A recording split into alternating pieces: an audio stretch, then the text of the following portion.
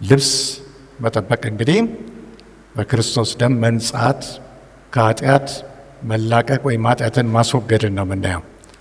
በዚህ መጽሐፍ ቅዱስ የሚያስጠነቅቀን አንዱ ምንድን ነው? መብራታችንን ይዘን ዘይታችንን ይዘን ሙሽራውን መጠበቅ ነው።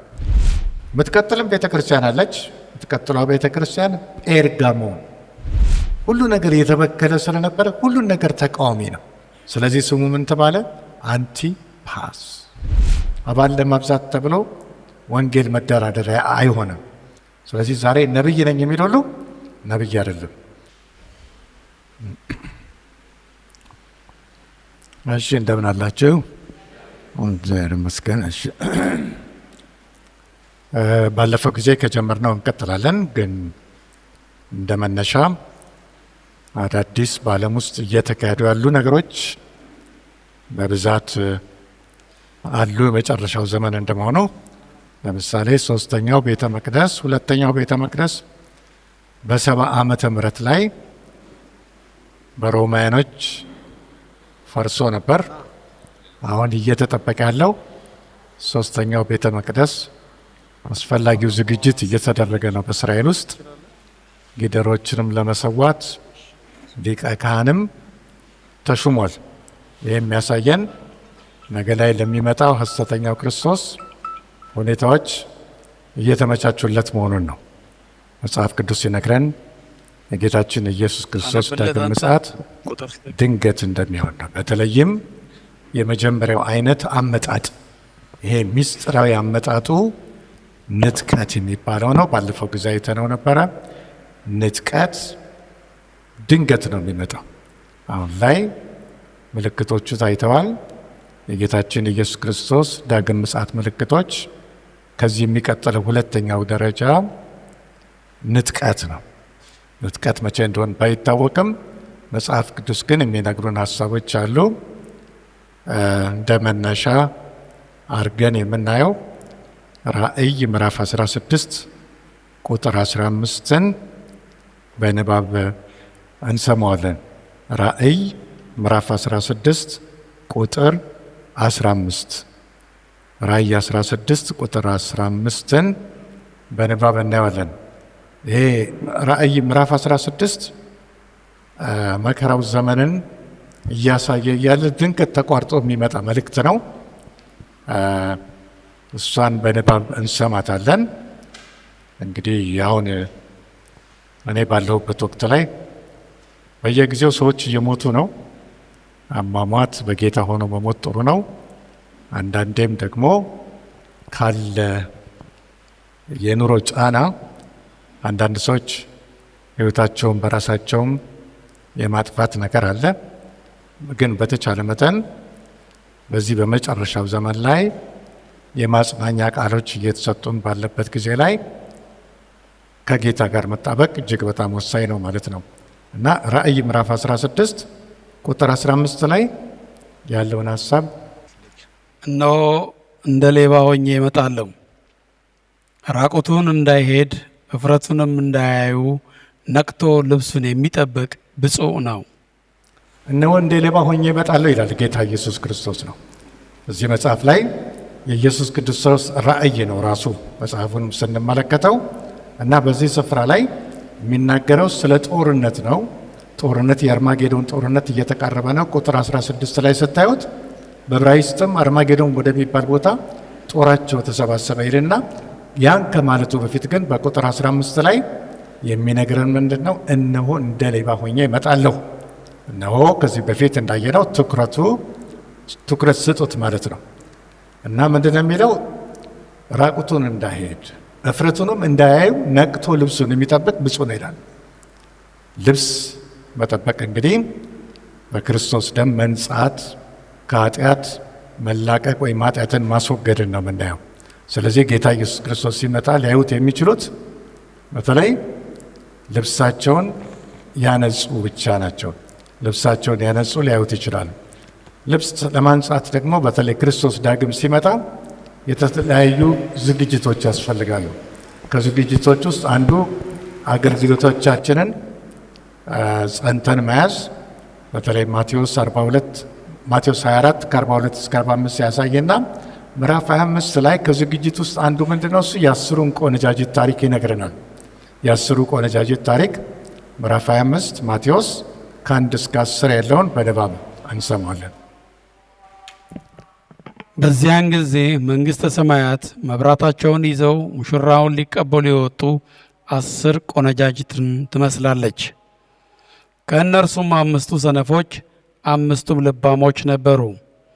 ሰነፎቹም መብራታቸውን ይዘው ከእነርሱ ጋር ዘይት አልያዙምና፣ ልባሞቹ ግን ከመብራታቸው ጋር በማሰሯቸው ዘይት ያዙ። ሙሽራውን በዘገየ ጊዜ ሁሉ እንቅልፍ እንቅልፍ አላቸውና ተኙ። እኩለ ሌሊትም ሲሆን እነሆ ሙሽራው ይመጣል፣ ትቀበሉት ዘንድ ውጡ የሚል ውካታ ሆነ። በዚያን ጊዜ እነዚያ ቆነጃጅት ሁሉ ተነሱና መብራታቸውን አዘጋጁ። ሰነፎችም ልባሞቹን መብራታችን ሊጠፋብን ነው፣ ከዘይታችሁ ስጡን አሏቸው። ልባሞቹ ግን መልሰው ምናልባት ለእኛና ለእናንተ ባይበቃስ፣ ይልቅስ ወደሚሸጡት ሄዳችሁ ለራሳችሁ ግዙ አሏቸው። ሊገዙም በሄዱ ጊዜ ሙሽራው መጣ፣ ተዘጋጅተውም የነበሩትም ከእርሱ ጋር ወደ ሰርግ ገቡ፣ ደጁም ተዘጋ።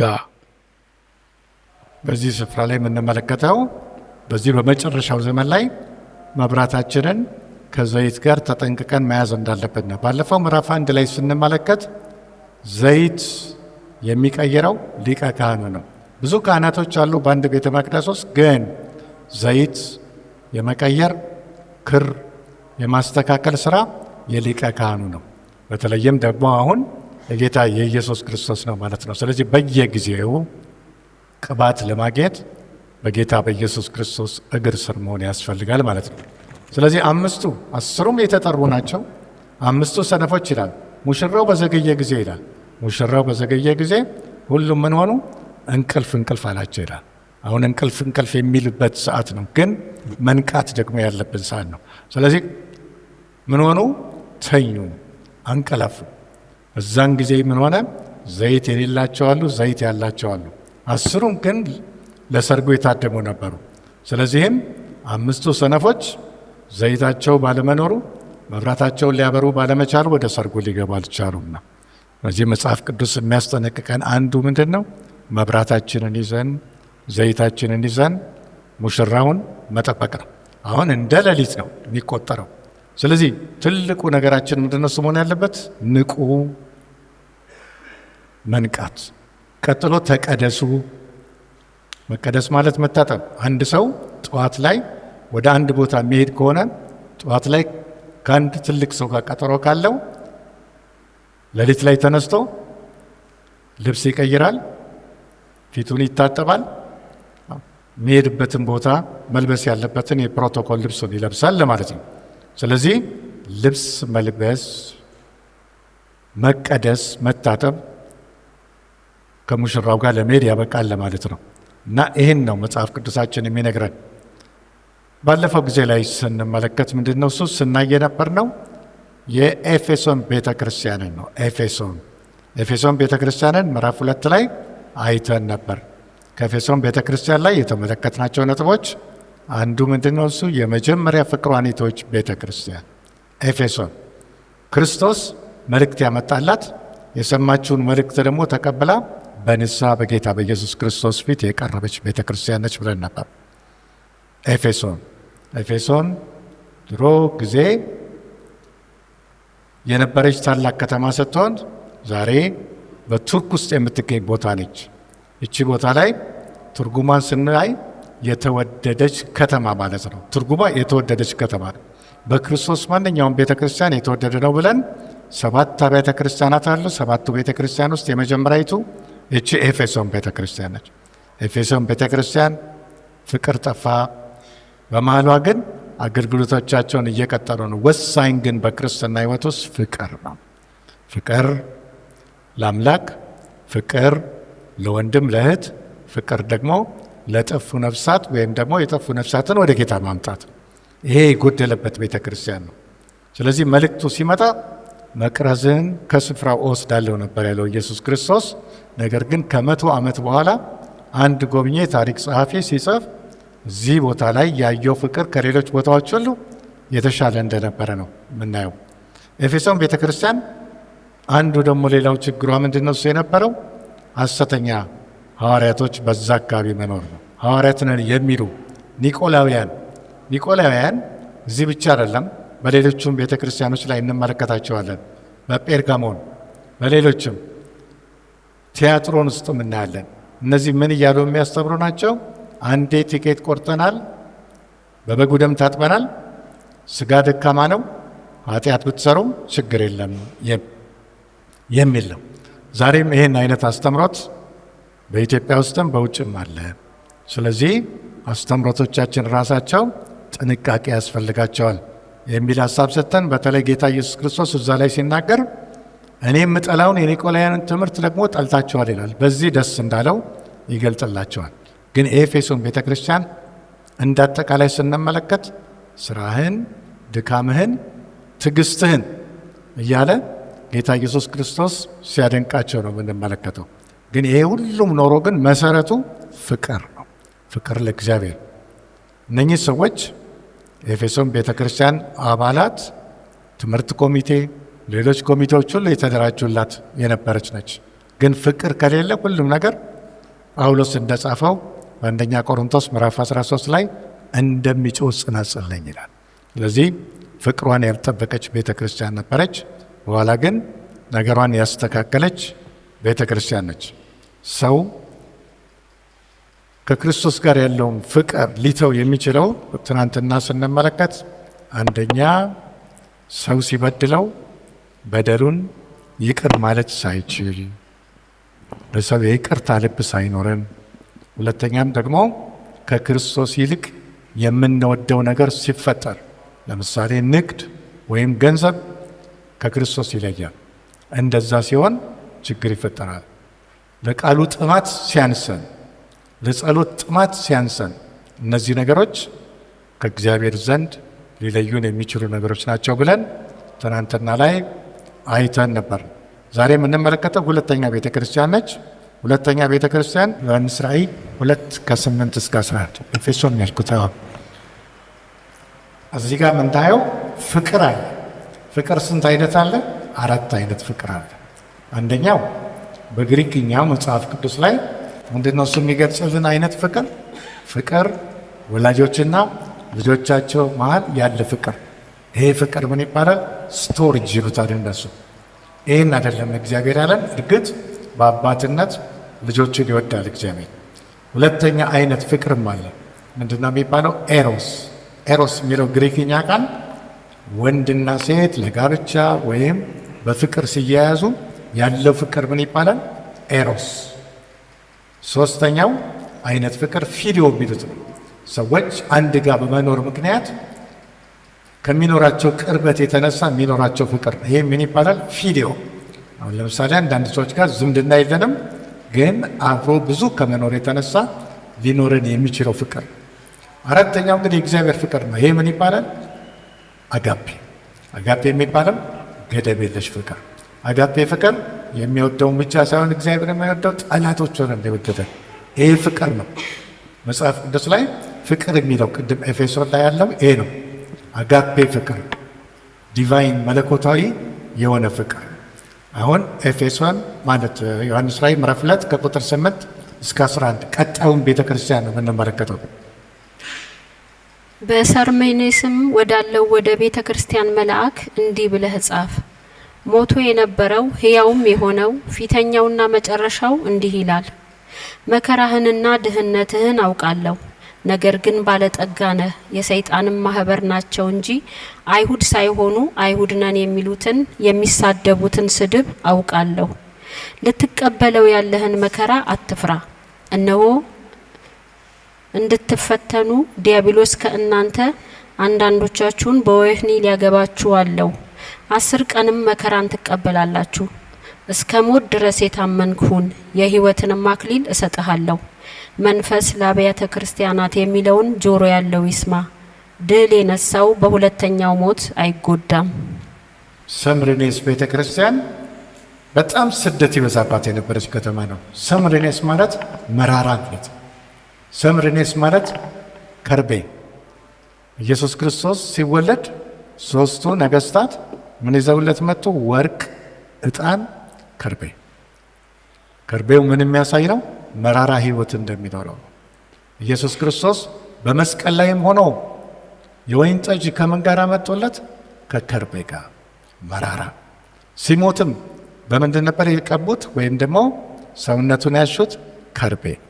ከርቤ ኢየሱስ ክርስቶስ ሲወለድም መስቀልም ላይ ሆነው እንደገናም ደግሞ መቃብር በሚገነዝበትም ጊዜ እነዚህ ነገሮች ተደርጎለታል። ከርቤ ካህናት ብዙ ጊዜ ይቀቡታል። ይህንንም ሽቶ ለመስሪያም ይጠቅማል፣ ሬሳ ለመገነዣ ይጠቅማል። እና እቺ ከተማ መራራ ከተማ ነበረች። ስሟ ምን ይባላል? ሰምርኔስ። ብዙ ሰዎች የተሰዉባት ከተማ ነች ሰምርኔስ። ስለዚህ መራራ ከተማ ማለት ነው። ኤፌሶን ተወዳጅ ከተማ ማለት ነው። ለሰባቱም አብያተ ክርስቲያናት በሯ ኤፌሶን ቤተ ክርስቲያን ነች። ኤፌሶን ቤተ ክርስቲያን ላይ ትናንትና ላይ ስንመለከት የተለያዩ ሰዎች አገልግለዋል። ካገለገሉት ውስጥ አንዱ ጳውሎስ፣ ጢሞቴዎስ፣ ጵርስቅላና አቂላ እንደዚሁም ደግሞ ዮሐንስ 70 ዓመተ ምህረት ላይ ኢየሩሳሌምን ሲያቃጥሏት ጣሊያኖች ወደ ኤፌሶን ሄደው አገልግሏል። ሄደው ከማርያም ጋር ነው ብላለች፣ ከክርስቶስ እናት ጋር። እንደገና ፊልጶስም በዛ አካባቢ በአንድ ወቅት እንደነበረ ይነገራል። መቅደላዊት ማርያምም የሞተችው በዚች በኤፌሶን ከተማ ነው።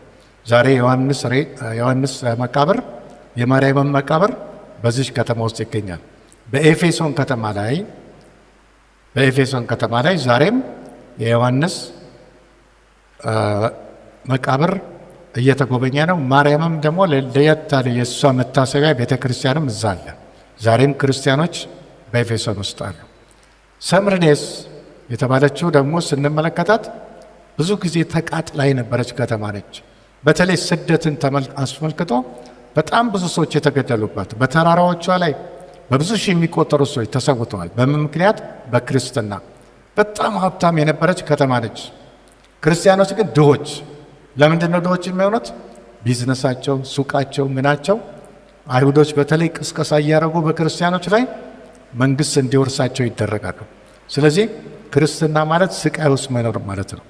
ስለዚህ በእንግሊዝኛው ላይ ሰምርኔስን ምን ይላታል? ደ ሳፈሪንግ ቸርች፣ የምትሰቃይ ቤተ ክርስቲያን ነች። እዛች ከተማ ውስጥ ደግሞ በጣም ብዙ ሰዎች ሲያልቁ መጨረሻ ላይ ክርስትናን ማጥፋት እንዳልቻለ አንድ ቄሳር ካየ በኋላ ምን አረገ? አንድ ህግ አወጣ። ይኸው ምንድን ነው? እሱ የመቻቻል ህግ ብሎ እናንተ ክርስቲያኖች ለመንግስት ጸልዩ፣ እኛም ደግሞ አነካችሁ የሚል ህግ አወጣ። ከዛ በኋላ ነገሮች ትንሽ ቀለል እያሉ መጡ። እቺ ከተማ ብዙ ስቃይ የነበረባት ሆና በተለይ ደግሞ እዚህ ቦታ ላይ ነበር አንድ ሰውዬ 86 ዓመቱ የሆነ ሰውየው ስሙ ማን ይባላል? ፖሊካርፕ የሚባል ሰውዬ በ86 ዓመቱ ገለውታል። እንዴት እንደገደሉት ስዕሉንም ማየት ትችላላችሁ። ፖሊካርፕ መጀመሪያ እሳት ውስጥ ከተቱት፣ አልሞት አላቸው። እሳት ውስጥ ደግሞ እንዳልሞተ ሲያዩ ምን አረጉት? በልዩ መሰዊያ ዚዮስ ይባላል የግሪኮች አምላክ፣ በሱ መሰዊያ ውስጥ አድርገው አንድ ሰው በቢላዋ ወይም በጩቤ ወቅቶ ገሎታል። የ86 ዓመት ሰው ካድ እና ትድን አለ ተብሎ ነበር። ነገር ግን መካድ አልፈለገም። ስለዚህ በሰምርኔስ ከተማ ውስጥ ብዙ ሰዎች ለአንበሶች ተሰጥተዋል፣ እንደ ጧፍ ነደዋል፣ በተቦጫጫቅ የሚቦጫጭቁ ውሾች ተገለዋል። እንደገና ለአትክልት ስፍራ ጧፍ በመሆን እንደ ጧፍ እያነደዱ ጨርሰዋቸዋል። ስለዚህ የዛሬቱ ቤተ ክርስቲያን የዚህ ሁሉ ደም ውጤት ነች። ስለዚህ በደም የተገነባች ነች የክርስቶስ ቤተ ክርስቲያን። ብዙ ዋጋ የከፈሉ ሰዎች አሉ ጥንት ቤተ ክርስቲያን ውስጥ። ስለዚህ ሰምርኔስ በዛ ትታወሳለች። ሰምርኔስ ውስጥ ብዙ ችግር ቢኖርም በተለይ በጣም ችግር ፈጣሪዎቹ ሌላ ቤተ እምነት ያሉ ሳይሆኑ አይሁዶች ናቸው። አይሁዶች በተለይ ይዋጓቸዋል። ስለዚህ ኢየሱስ ክርስቶስ አሁንም ይነግራቸዋል። ምንድን ነው የሚላቸው? የሚሰድቧችሁን ስድብ አያለሁ ይላል። እኔም ተሰድቤያለሁ አውቀዋለሁ። ፊተኛውና መጨረሻው እኔ ነኝ ይላል። የሞተው የተነሳው እኔ ከተማችሁ ሞታ ነበር ተነስታለች፣ ስለዚህ አይዟችሁ ነው የሚለው። ሊመጣባቸው ያለውን መከራ አትፍሩ ይላል። አሁንም ዲያብሎስ ከእናንተ አንዳንዶቻችሁን ወህኒ ሊያስገባ ይፈልጋል። ስንት ቀን መከራ ትቀበላላችሁ? 10 ቀን። 10 ቀን ማለት ትንሽ ቀን ማለት ነው። 10 ቀን ከዲያብሎስ መከራ አለ። ከዛ በኋላ ታርፋላችሁ። ስለዚህ ሰምርኔስ ምንም ነቀፋ ያልቀረበባት ቤተ ክርስቲያን ነች። እንደዚህ አይነት ቤተ ክርስቲያኖችም በተለያየ ስፍራ ሊኖሩ ይችላሉ። ዓለም ውስጥ ካሉት ቤተ ክርስቲያኖች ውስጥ ጠንካራ ከሆኑት ውስጥ በተለይ ፊላዴልፊያና ሰምርኔስ የተባሉት ቤተ ክርስቲያኖች በጣም በመከራ ውስጥ በማለፋቸው ከእግዚአብሔር ጋር በጣም ይጣበቁ የነበሩ ናቸው። ብዙ ፈተና ነበረባቸው። ለጣዖት የተሰዋ ወይም ልኳንዳ ቤቶች፣ ስጋ ቤቶች አጠገባቸዋል። ክርስቲያኖች አይበሉም። የሰራተኛ ማህበራት አሉ። ሰራተኛ ማህበራት ስብሰባ ሲጀምሩ ምን አድርገው ነው? ጭስ አጭሰው ነው። ምንድነው? ዕጣን። ምንድነው? ተለማምደው ዲያብሎስን ሰይጣንን ማለት። ስለዚህ ክርስትና መሆን በጣም አስቸጋሪ የነበረበት ነው። ስለዚህ በጣም በበለጸገች ከተማ ውስጥ የድሃ ድሆች የነበሩት ክርስቲያኖች ስለማ ብለው ስለ ክርስቶስ ዋጋ የከፈሉ ሰዎች ናቸው። በእነዚህ ቦታዎች ላይ በጣም ብዙ ክርስቲያኖች የሆኑ ባለስልጣኖችም አሉ። ስለዚህ ሰምርኔስ የምትታወቀው ክርስትናን በማስፋፋት ለክርስትና ለእግዚአብሔር በመኖር የታወቁ ነበሩ ማለት ነው። ስለዚህ ትልቅ ሰማዕታት ከሆኑት ውስጥ አንዱ ፖሊካርፕ የ86 ዓመት ሰው የአገሪቱ ቢሾፕ ወይም ደግሞ ጳጳስ የነበረ ሰው ነው። እንደ ፓስተር ሆኖ የሚያገለግል ይህ ሰው ዋጋ ከፍሎ ቤተ ክርስቲያኑንም መርቶ ለተከታዮቹ ያስረከበ ሰው ነው። ሰምርኔስ መራራ ማለት ከርቤ ማለት ነው። የምትቀጥልም ቤተ ክርስቲያን አለች። የምትቀጥለው ቤተ ክርስቲያን ጴርጋሞን ከዓለም ጋር የተጋባች ማለት ነው። የተጋባች ቤተ ክርስቲያን፣ የምታመቻመች ቤተ ክርስቲያን ነች። ግሪኮች ብዙ ፍልስፍና አላቸው። ጴርጋሞን አካባቢ ደግሞ ትልቅ ተጽዕኖ ነበራቸው። ምን የሚያደርጉ ናቸው ግሪኮች? ወንዶች ብዙ ሚስቶች ይኑሯቸው፣ ቁባቶችም ይኑሯቸው የሚል ፍልስፍና አለ። ይሄ ፍልስፍና በሀገራቸው ውስጥም በጴርጋሞን የገባ ነው። ከተማይቱ ስትመለከቷት ተራራማ ነች። እንደገና ደግሞ ታች ተወርዶም ከተማዋ ትቀጥላለች። እዚህ ውስጥ ብዙ ቤተ መቅደሶች አሉ፣ ለአጋንንት መሰዊያዎች። ብዙ ሕዝብም ያለባት ቦታ ነች። ትልቅ ላይብረሪም ያለ ነው። በዚህ ቦታ ላይ የሚያማምሩ ሕንፃዎች ያሉባት ቦታ ነች። ስሟ ጴርጋሞን። ግን ምን አይነት ቤተ ክርስቲያን ነበረች? ምታመቻምች። ማመቻመች ማለት አንዳንድ ክርስቲያኖች ሆነው ለጣዖት የተሰዋ ይበላሉ። እኔ በምሰራበት መስሪያ ቤት አንዳንዴ እንዲህ በዓል ሲኖር ከዓለማውያኖች ጋር ህብረት ለመፍጠር ምን የሚያደርጉ ሰዎች አሉ? ክርስቲያኖች ሆነው የሚያመቻምቹ፣ ለጣዖት የተሰዋ የሚበሉ። ለጣዖት የተሰዋ አይበላም። በመሰረቱ የጥንቱም ክርስቲያኖች አንዱ ፈተና የሆነባቸው ይሄ ነው። ስለዚህ በዛ ከዓለም ጋር እጅ መጨባበጥ ትክክል አይደለም። ማህበራዊ ግንኙነታችን ሊጠናከር ይችላል፣ ግን እንደ እግዚአብሔር ቃል ማመቻመች በመጽሐፍ ቅዱስ የተከለከለ ነው። ስለዚህ ጴርጋሞን ምን ነበረች? የምታመቻምች ቤተ ክርስቲያን። ምን ይላታል ኢየሱስ ክርስቶስ? የምንን ትምህርት የተቀበሉ አሉ በመሃላችሁ ይላል? የበለዓምን። እዚህም ሀገር ውስጥ ትልቅ ዋጋ የከፈለ ሰው ያለ፣ ስዕሉን ታዩታላችሁ። አንቲፓስ የተባለ ሰው ስለ ክርስቶስ ዋጋ የከፈለ የጴርጋሞን ቤተ ክርስቲያን በዮሐንስ የተሾመ ስሙ አንቲፓስ። እሱ እንኳን በነበረበት ጊዜ ይላል መጽሐፍ ቅዱስ ላይ ምን ቃሌን አልካዳችሁም ይላቸዋል። ጴርጋሞን ውስጥ ያሉትን ክርስቲያኖች ነው። እሱን አንዴ በንባብ እናየውና ወደ እንትኑ ማብራሪያውን እንቀጥላለን። እሺ። በጴርጋሞን ወዳለው ወደ ቤተ ክርስቲያን መልአክ እንዲህ ብለህ ጻፍ። በሁለት ወገን የተሳለ ስለታም ሰይፍ ያለው እንዲህ ይላል፣ የሰይጣን ዙፋን ባለበት የምትኖርበትን አውቃለሁ። ስሜንም ትጠብቃለህ። ሰይጣንም በሚኖርበት በእናንተ ዘንድ የተገደለው የታመነው ምስክሬ አንቲጳስ በነበረበት ዘመን እንኳን ሃይማኖቴን አልካድክም። ዳሩ ግን ለጣዖት የታረደውን እንዲበሉና እንዲሴስኑ በእስራኤል ልጆች ፊት ማሰናከያን ሊያኖርባቸው ባላቅን ያስተማረ የበለዓምን ትምህርት የሚጠብቁ በዚያ ካንተ ጋር ስላሉ የምነቅፍብህ ጥቂት ነገር አለኝ። እንዲሁ የኒቆላውያንን ትምህርት እንደነዚህ የሚጠብቁ ሰዎች ካንተ ጋር ደግሞ አሉ።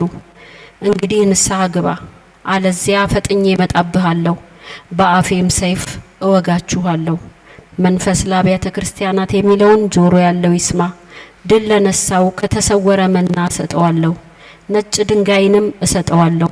በድንጋዩም ላይ ከተቀበለው በቀር አንድስ እንኳ የሚያውቀው የሌለ አዲስ ስም ተጽፏል። እዚህ ጋር የምንመለከተው ኢየሱስ ክርስቶስ የራሱን ስም ነው የሰጠው ለአንቲጳስ፣ የታመነው ምስክር ይላል። የታመነ ምስክር ጌታ ኢየሱስ ግን ይህን ሰው አድናቆቱን ለመግለጥ ምንድን ነው ያደረገው? አንቲጳስ አንቲ ሁለት ቃሎች ናቸው። አንቲ ማለት ተቃዋሚ ማለት ነው። ፓስ ማለት ሁሉ ነገር የተበከለ ስለነበረ ሁሉን ነገር ተቃዋሚ ነው። ስለዚህ ስሙ ምን ተባለ? አንቲጳስ። ገበያ ቦታ ስትሄዱ እጣን ማጨስ አለባቸው፣ ያን ይቃወማል። አንድ መስሪያ ቤት ሄዳቸው ባለስልጣንን ለማነጋገር ስትገቡ የሚደረጉ ስነ ስርዓቶች አሉ ከጣዖት ጋር የተያያዙ፣ ያን ይቃወማል። ገበያው ስፍራ ሁሉ ከጣዖት ጋር የተያያዘ ነው። ማህበራት ስብሰባ ሲጀምሩ ቅድም እንዳለው መጀመሪያ ወደ ሰይጣን ልመና ወይም መለማመን ተደርጎ ነው። ስለዚህ የነበረውን ስርዓት ሁሉ ይቃወም ስለነበር ይሄ ሰውዬ የምትባለ አንቲጳስ። ስለዚህ ኢየሱስ ክርስቶስ ምን አለ? የታመነው ምስክሬ። ይህንንም ሰውዬ እንዴት እንደገደሉት ምስሉ ላይ ታያላቸው። ዚዮስ የሚባል አምላክ አላቸው። አንቲጳስ በመነበረበት ጊዜ ጴርጋሞን ላይ ጋራው ላይ ትልቅ ቤተ መቅደስ አለ። ዚዮስ ይሉታል ግሪኮች፣ የግሪክ አምላክ ነው። ምን ተብሎ ይታመናል? የአማልክቶች ሁሉ አምላክ። ቅድም ኤፌሶን ውስጥ አርጤምስ ነበር የምትባለው፣ እዚህ ደግሞ የአማልክቶች ሁሉ አምላክ ዚዮስ ይሉታል። የቅድሟ ልጅ ለመውለድ የሚፈልግ ሰው ሄዶ ቤተ መቅደስ ውስጥ ይለማመናል። ቤተ መቅደሷ ከሰባቱ አስደናቂ ነገሮች በዓለም ውስጥ ካሉት አንዱ ነው። ጥሩ ተደርጎ የተሰራ ህንፃ አላት አርጤሚስ። ጣሊያኖች ደግሞ ምን ብለው ይጠሯታል? ዳያና። ሁለቱም አንድ ናቸው። ዲሜጥሮስ ጳውሎስ በሰበከው ስብከት ብዙ ሰዎች ወንጌልን ስለተቀበሉ ገበያው ቀዘቀዘ። ስለዚህ ምን የሚል አድማስ ጀመረ? የኤፌሶኗ አርጤምስ ታላቅ ናት። ስለዚህ አርጤምስ ምስሏ አለ፣ ከሰማይ ነው የወደቀችው ይባላል ምስሏ። እሷን በቤተ መቅደስ ውስጥ አድርገው ያመልኳታል፣ ይለማመኗታል። እንደገና ቤተ መቅደስ ውስጥ ምን አለ? ባንክ አለ። ሰው ገንዘብ ማውጣት ከፈለገ ወይም ማስገባት ከፈለገ እዛው ቤተ መቅደስ ውስጥ ባንክ ሲስተምን የነበረባት ቦታ ነች። ስለዚህ በጣም የሰለጠኑ ቦታዎች ናቸው። ኤፌሶንም ጴርጋሞንም ሰምርኔስም ሁሉም ጋር የታወቀ ግን በአብዛኛው ቄሳሮች ምን ይሰሩባቸው ነበረ? ሐውልቶቻቸው።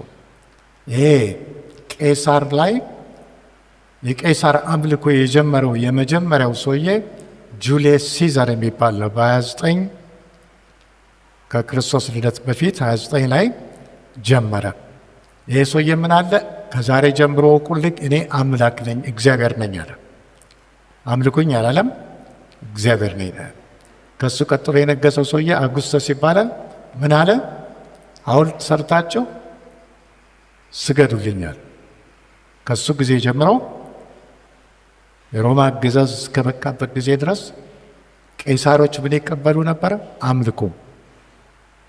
ቀጥሎ በጣም የገነነ አምልኮ ሲቀበል የነበረ ደግሞ ዶሚሽን ነው። ዶሚሽን ዮሐንስን ያሰረው ነው። ኔሮ እስከዛ ድረስ ርቆ አልሄደም። ከዛ በኋላ ያሉት ነገስታቶች በጣም ህዝቡን ያስጨንቀው የነበሩ ነው፣ በሮማ አገዛዝ ውስጥ ማለት ነው። ስለዚህ የቄሳር አምልኮ ነበረ። ከዚህ በፊት ዮሐንስ አልልም ያለው ምንድን ነው? እሱ ቄሳር ጌታ ነው በል ሲባል ኢየሱስ ጌታ ነው ያለው። ስለዚህ የታወቀው የክርስቲያኖች መፈክር ምን ነበር በዛ ጊዜ? ኢየሱስ ጌታ ነው የሚለው ነው። ሌሎች ግን ቄሳር ጌታ ነው በማለት ሕይወታቸውን አድነዋል። አንዳንድ ክርስቲያኖችም አሉ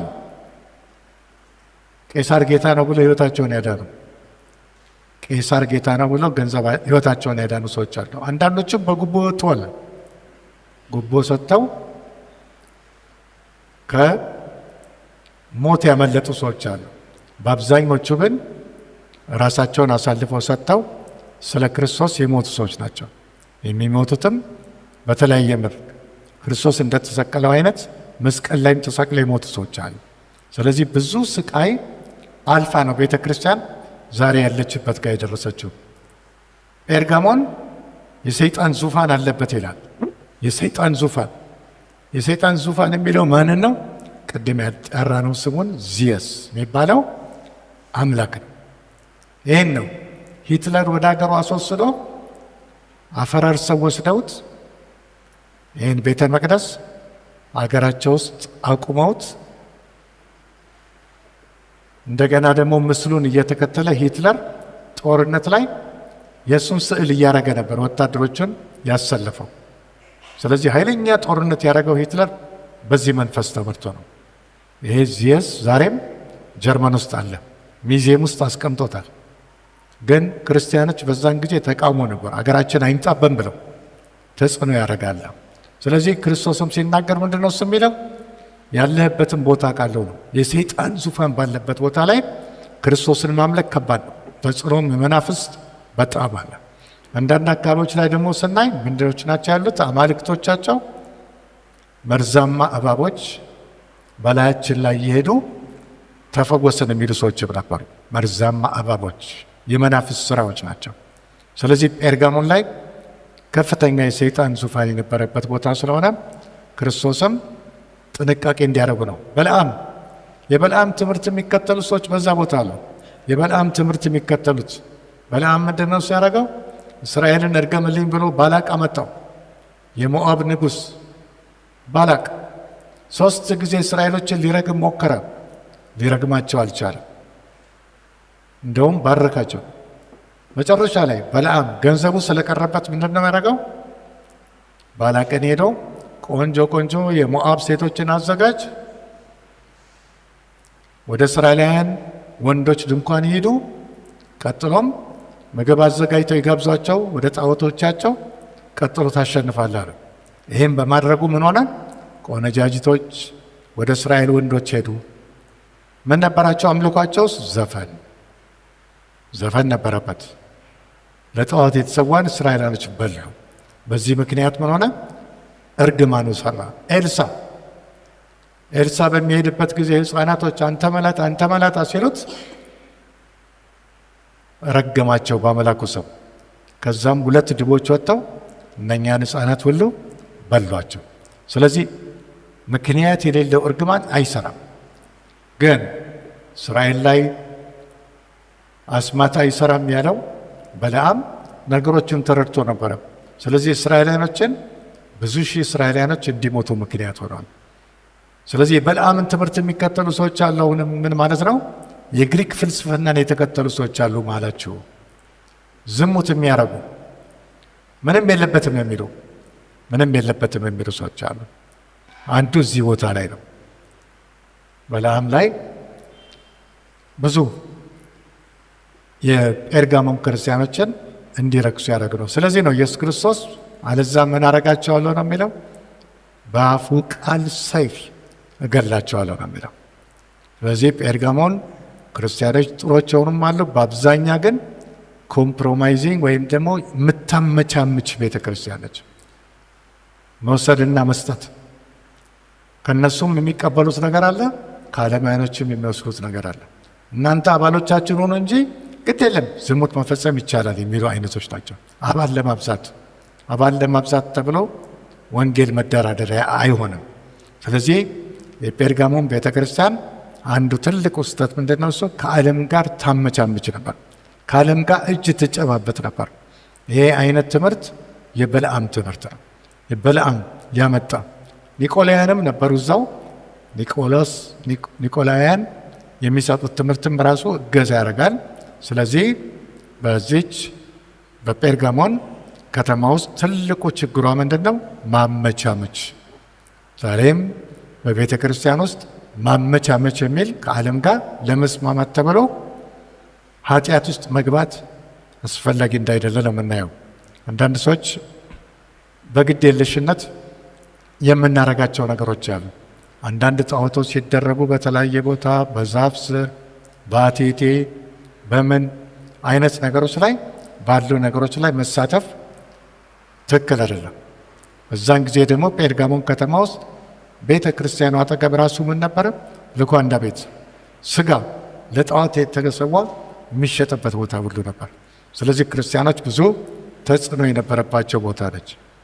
አንዳንድ ቦታዎች ኢትዮጵያ ውስጥም ስናይ በጣም ተጽዕኖ ያለባቸው ቦታዎች አሉ። በጸሎት መበርታት ያለባቸው ቦታዎች እና ሕይወት ለማዳን መንፈሳዊነትን ለመጠበቅ ዋጋ መክፈል እጅግ በጣም ወሳኝነት አለው ለማለት ነው።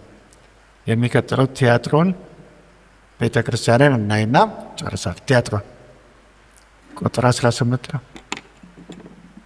ኤፌሶን ዮሐንስ ራዕይ ምዕራፍ 2 ቁጥር 18 በቲያጥሮን ወዳለው ወደ ቤተ ክርስቲያን መልአክ እንዲህ ብለህ ጻፍ። እንደ እሳት ነበልባል የሆኑ ዓይኖች ያሉት በእቶንም የነጠረ የጋለ ናስ የሚመስሉ እግሮች ያሉት የእግዚአብሔር ልጅ እንዲህ ይላል፣ ስራህንና ፍቅርህን እምነትህንም አገልግሎትህንም ትዕግስትህንም ከፊተኛውም ስራህ ይልቅ የኋለኛው እንዲበዛ አውቃለሁ። ዳሩ ግን ነቢይ ነኝ የምትለውን ባሪያዎቼንም እንዲሰስኑና ለጣዖት የታረደውን እንዲበሉ የምታስተምረውንና የምታስተውን ያችን ሴት ኤልዛቤልን ስለምትተዋት የምነቅፍብ ነገር አለኝ። ንስሐም እንድትገባ ጊዜ ሰጠኋት፣ ከዝሙቷም ንስሐ እንድትገባ አልወደደችም። እነሆ በአልጋ ላይ ጥላታለሁ። ከእርሷም ጋር የሚያመነዝሩትን ከስራዋ ንስሐ ባይገቡ በታላቅ መከራ እጥላቸዋለሁ። ልጆቿን በሞት እገድላቸዋለሁ። አብያተ ክርስቲያናትም ሁሉ ኩላሊትንና ልብን የሚመረምር እኔ እንደሆንኩ ያውቃሉ። ለእያንዳንዳችሁም እንደ ስራችሁ ሰጣችኋለሁ። ዳሩ ግን ይህን ትምህርት ለማትይዙ ሁሉ የሰይጣንንም ጥልቅ ነገር እነርሱ እንደሚሉት ለማታውቁ ለእናንተ በቲያጥሮን ለቀራችሁት እላለሁ፣ ሌላ ሸክም አልጭንባችሁም። ነገር ግን እስክመጣ ድረስ ያላችሁን ጠብቁ። ድል ለነሳውና እስከ መጨረሻ ስራዬን ለጠበቀው እኔ ደግሞ ከአባቴ እንደተቀበልኩ በአሕዛብ ላይ ስልጣንን እሰጠዋለሁ። በብረትም በትር ይገዛቸዋል፣ እንደ ሸክላ ዕቃም ይቀጠቅጣሉ። የንጋትም ኮከብ እሰጠዋለሁ። መንፈስ ለአብያተ ክርስቲያናት የሚለውን ጆሮ ያለው ይስማ። በዚህ ስፍራ ላይ ኢየሱስ ክርስቶስ ነው መልእክቱን እያስተላለፈ ያለው። እዚህ አካባቢ ላይ ላለው ፓስተር ነው መሪ። መልአክ ሲል ፓስተር ወይም ደግሞ የቤተ ክርስቲያን መሪ መሆኑን ገልጸናል ከዚህ በፊት እና ለዛ የተላለፈው መልእክት ምንድን ነው? እሱ ብዙ ጥሩ ነገር አላቸው። ሁልጊዜ መልካም ነገራቸውን ያስቀድመና ኢየሱስ ክርስቶስ ቀጥሎ ነቀፋቸው ነው የሚያመጣው። በዚህም ቦታ ላይ ኤፌሶን ቤተ ክርስቲያን እንኳን የሌለትን ፍቅርህን አውቃለሁ ይላል ኢየሱስ ክርስቶስ። ልብና ኩላሊትን መረምር እኔ ነኝ ነው የሚለው። ስለዚህ እዚች ቤተ ክርስቲያን ደግሞ ችግር ለየት ያለ ነው። ቤተ ክርስቲያን ውስጥ ማን አለች? አንድ ነብይ ነኝ የምትል ሴት አለች። እቺን ሴት በማስብ ነው የሚጠራት። በሲዶናውያን ንጉሥ ልጅ የአካብ ሚስት የነበረችው ኤልዛቤል መንፈስ አንድ ሴት አለች እዛ ቸርች ውስጥ። ምንድን ነኝ ትላለች? ነብይ ነኝ የምትል ሴት አለች። ነብይ ነኝ እያለች ምን ትላለች? የምትናገረው ምንድን ነው? እሱ ቲኬት ገዝታችኋል። ልክ እንደ ኒቆላውያን አይነት ትምህርት ቲኬት ገዝታችኋል፣ ስለዚህ አትጨነቁ። ስጋ ደካማ ነው፣ ኃጢአት መስራት ይቻላል፣ አትጨናነቁ። ሌሎችም ደግሞ ሰዎች አባል መሆን ከፈለጋቸው የቤተ ክርስቲያናችን ኑ ምትል ነች። ኤልዛቤል በብዙ ነገር የምትጠራ ነች። ኤልዛቤል ማለት በዕብራይስጥ ጋርቤጅ ወይም ቆሻሻ ማለት ነው። ቆሻሻ ለእነሱ ግን ሌላ ትርጉም አለው።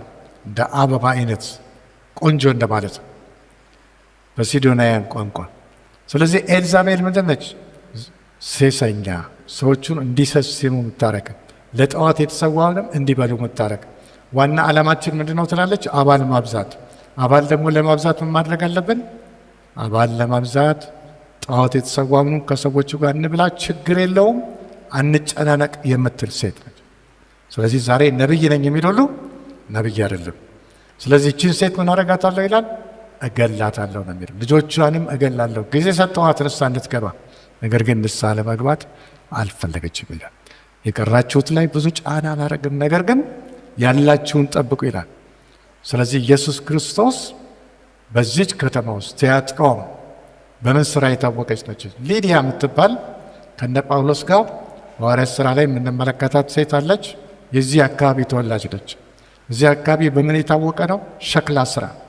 ሸክላ ስራ ረዳት አለው። ሸክላውን ሲሰሩ ብረት ይዞ ረዳት ሰው አለ። ጥሩ ያልሆነውን ሸክላ ቅርጽ ያልያዘውን በብረት በትር ይመተዋል። ልክ እንደዚሁ ደግሞ እናንተንም መብት ትሰጣቸዋለሁ፣ በብረት በትር መግዛት እንድትችሉ ለእኔ እንደተሰጠኝ ስልጣን ነው የሚላቸው። እንዲሁም ደግሞ ቀይ ሐር ንግድ የታወቀች ከተማ ነበረች። ስለዚህ ቲያጥሮን ላይ ብዙ ጫና አልጭንባችሁም፣ ያላችሁን ጠብቁ። ይህችን ሴት ግን ጠብቁ። እሷም ጊዜ ሰጥቻት ሰዓቷን ወይም ደግሞ ጊዜዋን አልተጠቀመችበትም። ስለዚህ ባልጋ ላይ ጥላታለሁ፣ ልጆቿንም እገላለሁ። በዚህ አብያተ ክርስቲያናት ውስጥ የግሪክ ፍልስፍና ትልቅ ሚና ነበረው። በእነኚህ በሰባት አብያተ ክርስቲያናት ውስጥ ቅድም እንዳየ ነው የግሪክ ፍልስፍና ምን ይፈቅዳል? አንድ ወንድ ሚስት ይኖረዋል። ሚስት ብቻ አይደለም፣ እንደገና ደግሞ ቁባቶች ይፈቀዳል። የፈለገውን ያህል ሚስቶች ሊኖሩ ይችላል። ይሄ በቤተ ክርስቲያን ውስጥ ከፍተኛ ችግር የነበረ ነው። ይሄ ግሪክ ፍልስፍና በዚች ቤተ ክርስቲያንም ቲያጥሮን ላይ እንደገናም ደግሞ ጴርጋሞንም በሌሎቹም ላይ ገብቶ ሲሰራ የነበረ ነው። በዚህ ቤተ ክርስቲያን በቲያጥሮን ላይ ስህተት ትምህርቱን የማይከተሉ ሰዎች በብረት በትር የመግዛት ኃይል ይሰጣቸዋል ነው የሚለው ጌታ ኢየሱስ ክርስቶስ። ቲያጥሮን ብዙ ጊዜ እየሰራች የነበረችው ቤተ ክርስቲያኒቱ በተለያዩ ነገሮች ላይ ነው።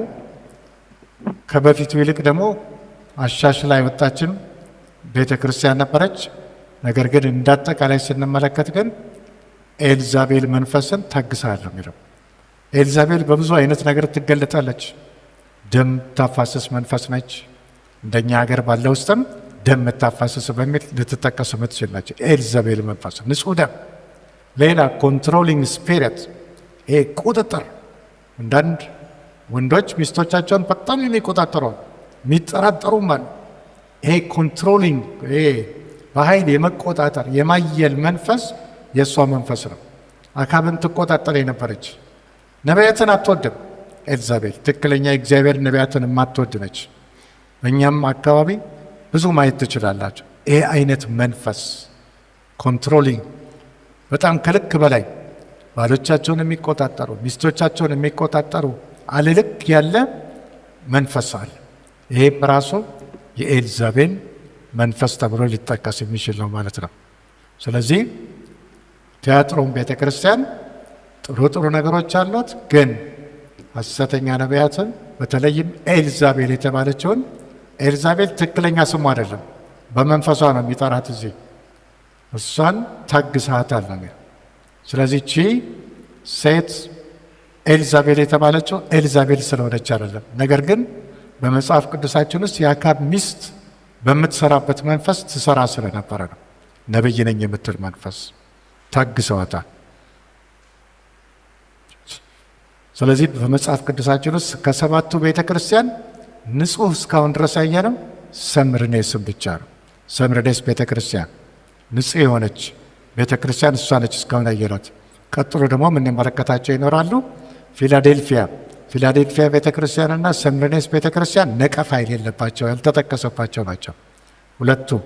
ሌሎቹ አራቱ ቤተ ክርስቲያኖች ደግሞ ነቀፋም በጎ ስራም ያለባቸው ናቸው። ስለዚህ አሁን አንድ ይቀረናል። ሰርዴስ የሚለውን ሰምተንቢና እንጨርሳለን። በሰርዴስም ወዳለው ወደ ቤተ ክርስቲያን መልአክ እንዲህ ብለህ ጻፍ። 7ቱ የእግዚአብሔር መናፍስትና 7ቱ ከዋክብት ያሉት እንዲህ ይላል። ስራህን አውቃለሁ።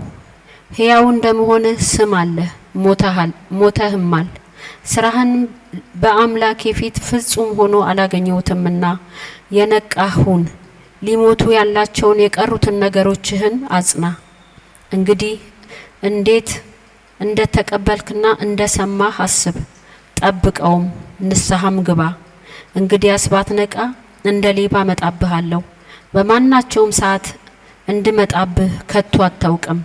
ነገር ግን ልብሳቸውን ያላረከሱ በሰርዴስ ጥቂት ሰዎች ካንተ ጋር አሉ። የተገባቸውም ስለሆኑ ነጭ ልብስ ለብሰው ከኔ ጋር ይሄዳሉ። ድል የነሳው እንዲሁ በነጭ ልብስ ይጎናጸፋል። ስሙንም ከሕይወት መጽሐፍ አልደመስስም። በአባቴና በመላእክቱ ፊት ለስሙ እመሰክርለታለሁ። መንፈስ ለአብያተ ክርስቲያናት የሚለውን ጆሮ ያለው ይስማ። ኢየሱስ ክርስቶስ መግቢያ ላይ የሚሰጣቸው ነገሮች አሉ፣ ትርጉም አላቸው። እነዛ አሁን እዚህ ጋር 7ቱም መናፍስት ያለው ይላል። 7 መናፍስት የመንፈስ ቅዱስ መጠሪያ ነው ብለናል። 7 መናፍስት የሚለው ላይ በጣም በትኩረት ልንይዘው የሚገባ ነገር አለ። 7 መናፍስት የእግዚአብሔር መንፈስ፣ የጥበብ መንፈስ፣ የማስተዋል፣ የምክር፣ የኃይል መንፈስ፣ እግዚአብሔርን የመፍራት የእውቀት መንፈስ። የዓለም እውቀት አለ፣ የእግዚአብሔር እውቀት አለ። ስለዚህ የእውቀት መንፈስ ሲል እዚህ ጋር ከመንፈስ ቅዱስ የምናገኘው ልባችንን ወደ እግዚአብሔር ፍቃድ የሚያዘነብለው የእግዚአብሔር መንፈስ ነው። የምክር መንፈስ ይላል። የምክር መንፈስም መንፈስ ቅዱስ ሰዎችን በተለያየ መንገድ ይመክራል። በምክሩ ችግሩን የሆነ የመንፈስ ቅዱስ ነው። አንዳንድ ጊዜም ደግሞ ባለፈው ጊዜ እንዳየነው ሲያስፈልግ አንዳንድ ውሳኔዎች ሲያስቸግሩን በቤታችን ቁጭ ብሎም ጊዜ መስጠት ያስፈልጋል። ባለፈው ጊዜ እንደተመለከትነው ሁሉን ነገር ለመናገር አልተፈቀደልንም። የዝምታም ጊዜ አለ። አንዳንዴ ወሬ ሲበዛ ዝምታ፣ በዝምታ ውስጥም እግዚአብሔር የሚሰጠን ነገር አለ። እንደገናም ደግሞ እግዚአብሔርን የመፍራት መንፈስ የሚለው ላይ ጥንቃቄ ያስፈልጋል ብለን ትናንትናም እንዳየነው በተለይ እግዚአብሔርን የመፍራት መንፈስ በልብ የምናስበው በአንደበቶቻችን የምንናገራቸው ልብና አንደበት ላይ ጥንቃቄ ያስፈልጋል። ልብ የመንፈስ ቅዱስ ማደሪያ ነው። አንደበት ደግሞ ፍሬው ነው። አንደበት ፍሬው ነው። ልብ ዛፍ ነው።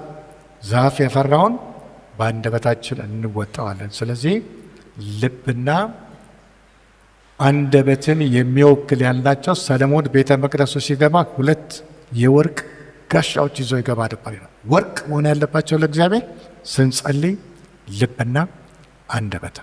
ስለዚህ መንፈስ ቅዱስ እነዚህን ሁሉ ነገሮች የያዘ ሆነው ኢየሱስ ክርስቶስ ጋር የተያዘ ነው ብዙ ጊዜ መግለጫ ላይ ሲሰጠን። ስለዚህ በዚች ከተማ ውስጥ ሕይወት አለኝ ትላለች ቤተ ክርስቲያኗ፣ ግን ሞተሻል ይላል። አንዳንድ ቤተ ክርስቲያኖች ሕይወት አለን ይላሉ፣ ነገር ግን እየሞቱ ያሉ ቤተ ክርስቲያኖች አሉ ነው የሚለው። ስለዚህ ሰርዴስ በጎ ነገር ቢኖራትም እየሞተች ያለች እየቀነሰች ያለች ቤተ ክርስቲያን ነች። እንደ አጠቃላይ ስንመለከት እንግዲህ ከነኚህ ቤተ ክርስቲያኖች የምናየው ዛሬም እነዚህ ቤተ ክርስቲያኖች እስካሉ ድረስ በየትኛው ላይ ነን እኛ ያለ ነው የሚለውን እናያለን። የመጀመሪያው ፍቅር ጎደለን ያለው፣ ፍቅሯን አስተካከለች፣ ንስሐ ገባች። ጥሩ ፍቅር በቤተ ክርስቲያን ውስጥ መፈጠር ጀመረ። በኤፌሶን ላይ ኤፌሶን እጅግ ፍቅር የሞላባት ቤተ ክርስቲያን ሆናለች። ብዙ ነፍሶችንም መሳብ ችለዋል። ስለዚህ ኤፌሶን ቤተ ክርስቲያን ጉዞዋን ፈጽማ በሰላም ያለፈች። ሁለተኛው ሰምርኔስ ምንም ነቀፋ የሌለባት በጣም ስደት የበዛባት ቤተ ክርስቲያን፣ በሀገሯ ውስጥም የነበረው ፖሊካርፕ የተባለ ሰውዬ መስዋዕትነት ከፍሎ እሱም ሕይወቱን ያሳለፈው በ86 ዓመቱ ነው። ክርስቶስን ካድ ሲሉት እስከ ዛሬ 86 ዓመት ሙሉ ከክርስቶስ ጋር ተጉዣለሁ፣ ያደረሰብኝ በደል የለም፣ አልክድም ብሎ ግደሉኝ ነው ያላቸው። ሊያስሩት ሞከሩ። ምንም እስራት አያስፈልግም፣ ባለ መልኩ የዛችሁኝ የምትሉኝን አደርጋለሁ ብሎ መስዋዕት የሆነ ሰው ነው ፖሊካርፕ። ሶስተኛው ላይ የተመለከትነው ደግሞ ጴርጋሞን። ጴርጋሞን ቤተ ክርስቲያን የሰይጣን ዙፋን ያለበት ቦታ ነው። ጋራው ላይ ምን አለ? ትልቅ ቤተ መቅደስ፣ የዶሚሽን ቤተ መቅደስ አለ። እንደገና ደግሞ አቴና የምትባል የጥበብ ንግሥት አለች፣ የጥበብ አምላክ። ሌሎችም አማልክቶች አለ በተለያየ ስም የሚጠሩ። የስካር አምላክ አለ፣ የእርሻ አምላክ አለ። ግሪኮች በጣም ብዙ አማልክቶች ናቸው ያሏት፣ ግን ከሁሉ ትልቅ ነው የሚባለው ዚዮስ የተባለው ተራራ ላይ ያለ ነው። ዙፋን መርጦ ነው እዛ ላይ የተቀመጠው። ስለዚህ የሰይጣን ዙፋን ይለዋል ኢየሱስ ክርስቶስ። እዛ ላይ ሆኖ እግዚአብሔርን ማገልገል ከባድ ቦታ ነው። ስለዚህም ክርስቶስ ያለበትን ቦታ አውቀዋለሁ የሚለው ለዚህ ነው። ሰይጣን ዙፋን ባለበት ቦታ ላይ እግዚአብሔርን ማገልገል፣ ለእግዚአብሔር መገዛት ከባድ ነው የሚል ነው። ነገሮች ሁሉ ጣዖታዊ አሰራር የነበረባቸው ቦታዎች ነው። ስራ ለማግኘት ጣዖት ማምለክ፣ ስራ ከመጀመር በፊት ጣዖት ማምለክ ማያረጉ ሰዎች ከስራ ይባረራሉ። ስለዚህ ስለ ክርስቶስ ብዙ ዋጋ የሚያስከፍል ቦታ ነው። እዚህ ውስጥ ያየነው ኢየሱስ ክርስቶስ የራሱን ስም የሰጠው ሰውዬ አንቲፓስ ማለት ሁሉን ነገር ተቃዋሚ ማለት ነው። ሁሉን ነገር ይቃወም የነበረው አንቲፓስ የጴርጋሞን ቤተ ክርስቲያን መሪ ነው። ይህ ሰውን የሾመው ዮሐንስ። ይህ ሰውዬ ተሰዋ፣ ነገር ግን በክርስቶስ ዘንድ ታማኝ የሆነው ምስክር ይላል። እሱ እንኳን በነበረበት ጊዜ አገልግላችሁኛል። ስለዚህ አስባቸዋለሁ። ጴርጋሞን ከተማ ላይ የነበሩ ክርስቲያኖች ዋጋ እየከፈሉ ክርስትናቸውን የጠበቁ ሰዎች ናቸው ለማለት ነው። እጥሎም የተመለከትነው በጴርጋሞን ውስጥ ስህተት ትምህርት ደግሞ ገባ ነው ያለው። የበልዓም ትምህርትን የሚያስተምሩ ሰዎች፣ ሴሰኞች፣ ለጣዖት የተሰዋውን የሚያስበሉ ትምህርት ቤተ ክርስቲያናቸው ውስጥ ገባ። ስለዚህም ማስጠንቀቂያ ሲሰጣቸው ነው የምንመለከተው።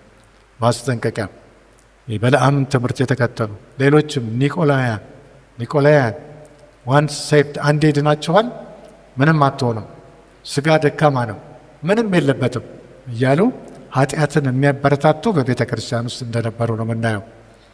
ቀጥሎም ደግሞ የተመለከትናቸው ቲያጥሮን ውስጥ ደግሞ ሴት ነቢይ አለች። ስሟ አልተጠቀሰም፣ ግሪካዊት ነች። ነገር ግን ቤተ ክርስቲያንን ያመሰች፣ ሰዎች ሴሰኞች እንዲሆኑ የምታረግ፣ ለጣዖት የተሰዋውን ምንም የለበትም ብሎ የምትል ሴት አንዳንድ ተአምራቶችንም ለማድረግ ትሞክራለች። ስለዚህ በመንፈስ ነበር የምትሰራው በኤልዛቤል። ስለዚህም ኤልዛቤልን በአልጋ ላይ እጥላታለሁ፣ ልጆቿንም እሷንም እገላታለሁ ነው የሚለው ክርስቶስ ማለት ነው። ስለዚህ ብዙ ጊዜ ስህተት አስተማሪዎች ረጅም ዕድሜ የሚቆዩ ይመስላል፣ ነገር ግን በእግዚአብሔር የታሰቡ ናቸው። ምክንያቱም ሊቀ ካህኑ በቤተ ክርስቲያን መሃል ስለሚመላለስ ስለ ስሙ ሲል ቤተ ክርስቲያንን ይጠብቃል ማለት ነው።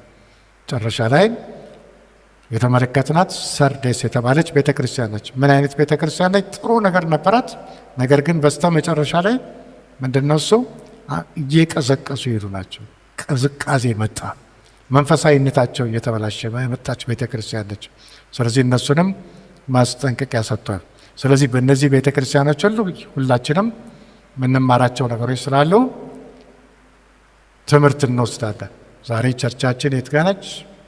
ዛሬ ምን ይመስላል የዛሬው ክርስትና የሚለውን ሀሳብ በአእምሯችን ውስጥ እንድንይዛቸው ነው። ከሰባቱ ቤተ ክርስቲያናት የምንማራቸው ነገሮች 7 የሆኑበት ምክንያት ሙሉ ቁጥር ስለሆነ ነው። 7 የእግዚአብሔር ቁጥር ስለሆነ 7 ምን ብለናል? 7ኛው ሺህ ላይ ክርስቶስ ይመጣል። ዓለም ከተፈጠረ 7ኛው ሺህ ነው። እግዚአብሔር ነገሮችን ሁሉ ፈጥሮ የጨረሰው በ6 ቀን ያረፈው 7ኛ ቀን የእረፍት ቀን ነው። 7ኛው ቀን ክርስቶስ ሲመጣ 1000 ዓመት የምንጀምርበት ጊዜ ነው። 7 የሚለውን በተለያየ መልኩ አይተናል። ብዙ ነገሮች ማንሳት ይቻላል። ምድር ላይ 7 መለከቶች ይነፋሉ፣ 7 እንደገና ማህተሞች ይፈታሉ፣ 7 ጽዋዎች ወደ መሬት ይፈሳሉ። መቼ? በመከራው ዘመን 21 አይነት መቅሰፍቶች መሬት ላይ ይመጣሉ። ስለዚህ የምን ቁጥር ነው? 7 የሙላት ቁጥር፣ ትክክለኛ ነገር መሆኑን የሚያሳይ ቁጥር ነው። 7 አይኖች ይላል ስለ ኢየሱስ ክርስቶስ። 7 አይኖች አሉት፣ 7 ቀንዶች ይላል መንፈስ ቅዱስ። 7 መላእክት፣ መንፈስ ቅዱስ 7 የመንፈስ ቅዱስ መጠሪያ ነው። ስለዚህ 7 የነገሮች ሁሉ ፍጻሜ መደምደሚያም ነው ብለናል። ስለዚህ ዛሬ ላይ ያለንበት ምድር ከተፈጠረች 7ኛ ሺህ፣ ኢየሱስ ክርስቶስ ደግሞ መጥቶ ካረገ ወደ ሰማይ 3ኛው ሺህ። 3 እና 7 ገጥመዋል። 3ኛው ቀን ኢየሱስ ክርስቶስ ተነሳ። አሁን ደግሞ 3ኛው ሺህ ላይ ወደ ምድር ይመጣል። 7ኛው ሺህ ላይ እግዚአብሔር 7ኛው ቀን ላይ አረፈ። አሁንም ምድር የምታርፈው መቼ ነው? 7ኛው ሺህ ላይ። ስለዚህ 3 እና 7 አሁን አሉ። ክርስቶስ የሚመጣው ቀኑን አናቅም፣ መጽሐፍ ቅዱስም አይነግረንም። ግን 7ኛው ሺህ ላይ ወይም 7ኛው ቀን ላይ ክርስቶስ የሚመጣበት ስለሆነ ቁጥሩን በጥንቃቄ እናይዛለን ለማለት ነው። ይሄ በመጽሐፍ ቅዱስ ውስጥ የቁጥር ጥናት አለ፣ ኒውሜሮሎጂ የሚባል ቁጥሮች ሁሉ የራሳቸው የሆነ ትርጓሜ አላቸው። ስለዚህ 7 ከእግዚአብሔር መምጣት፣ ከክርስቶስ መምጣት፣ ከመሬት ማረፍ ጋር የተያያዘ ስለሆነ ከእኛም ማረፍ ጋር ክርስቶስን ከመቀበልም ጋር የተያያዙ ነገሮች ስለሆኑ ቁጥሮቹንም መጽሐፍ ቅዱስ ላይ የተጠቀሱትንም ጥንቃቄ እናደርጋለን ለማለት ነው። እዚህ ጋር የዛሬውን እንጨርስና ጸልየን እናበቃለን።